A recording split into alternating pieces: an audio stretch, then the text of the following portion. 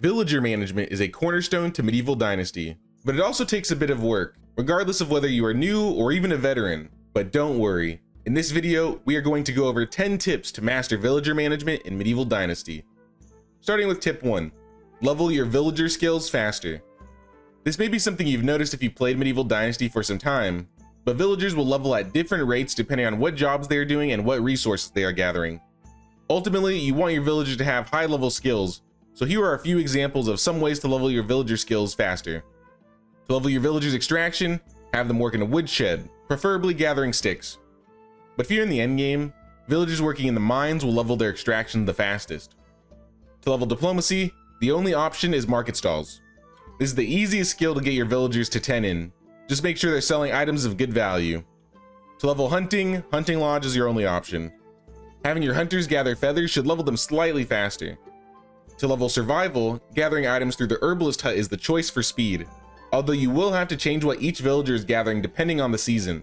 A fishing hut will also level your villager's survival at an alright pace, but herbalist hut is slightly better if you micromanage.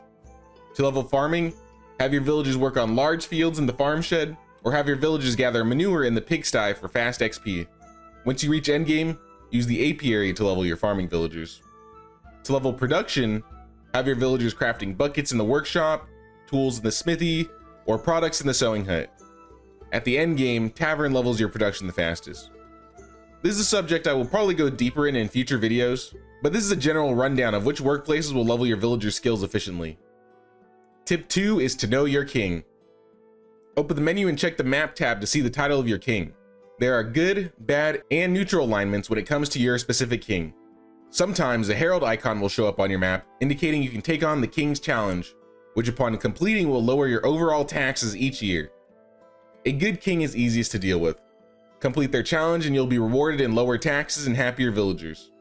A neutral king is my least favorite because nothing you do will increase villager mood, and with a bad king, you can still increase your villager's mood, but it's at a cost. You have to accept and intentionally fail a bad king's challenge. This is going to increase your taxes, but for the flat increase in mood for your villagers, I would say the money's worth it. Tip 3 is about dynasty reputation and development stages. Dynasty reputation is important to work on early if you want to expand your village as soon as possible. And knowing the development stages can be useful if you want to know how many buildings you can create and how much your taxes will be increased because of it.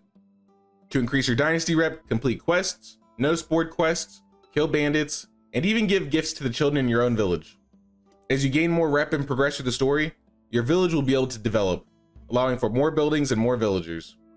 The traveler stage is negligible, but if you notice each development stage, the amount of buildings you have and the amount of taxes you pay correlate. You can also increase your dynasty reputation gain and building limit in the custom game settings if you want to build bigger and better villages faster. Tip 4 is about storage. Build a food and resource storage as soon as possible. If you don't have these buildings and invite villagers to your settlement, you'll have to place the required resources in their house chest, which isn't too bad if you have 1 or 2 houses, but will become a big inconvenience when you really start ramping up your villagers. So as long as their required resources are in these 2 respective buildings, the villagers will do the rest of the work themselves. You can also save space by placing tools in the workplace chests. If you rather place them in the resource storage for less micromanagement, that's totally fine. But know if your resource storage becomes full, the overflow will go in the workplace chests, which will split your resources. Tip 5 is about villager mood. When you invite a villager to your settlement, they will start at 0% mood. Now 0% mood may seem like it means your villager's not happy, but that's not entirely true. Villagers will only leave at negative 100% mood, so if you give them the bare minimum, that being food, water, firewood, and housing, they will stay. Villagers will produce more materials the higher their mood, up to 20% more resources, so work on getting them to 100% mood if possible. To increase villager mood, build houses out of stone and roofs out of planks, insulate the walls using limestone, and decorate floors, walls, and ceilings with around 10 objects. Any objects will do so long as it's done with your hammer.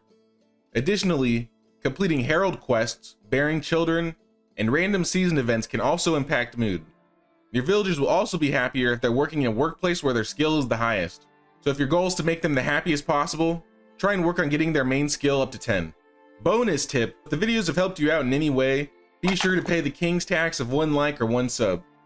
Thanks guys. Back to the tips. Tip 6 is about optimizing your fields. Field workers is the only job in Medieval Dynasty where villagers have to go through the motions in real time to progress your fields. So make sure your farmers have to walk as little as possible by building their houses not too far from the farm shed and their fields.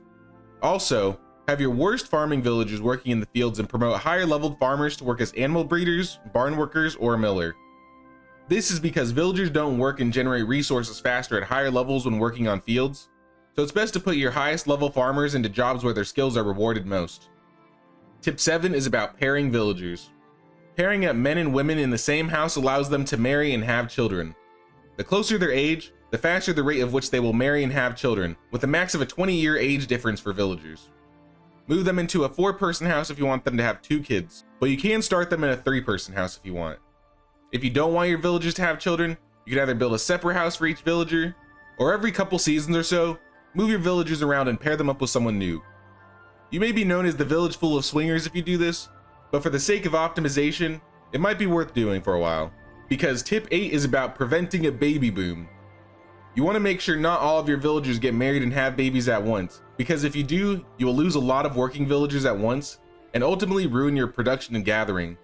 Like I said, you can prevent a baby boom by building single houses for single villagers, turning your village into swingers, or you can plan ahead of time by placing more of your male villagers in gathering activities, like lumberjack, herbalist, and hunters. Have your female villagers in workplaces that require processing materials, which could be most production jobs like the workshop, smithy, etc., or even a few non-production jobs like the barn or a market stall.